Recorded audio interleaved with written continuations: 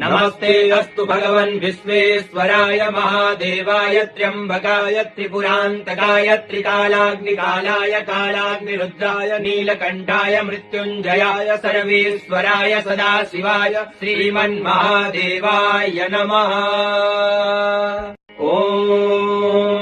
नमस्ते अस्तु भगवन् विश्वेश्वराय महादेवाय त्र्यम्बकाय त्रिपुरान्तकाय त्रिकालाग्निकालाय कालाग्निरुद्राय नीलकण्ठाय मृत्युञ्जयाय सर्वेश्वराय सदाशिवाय श्रीमन्महादेवाय नमः।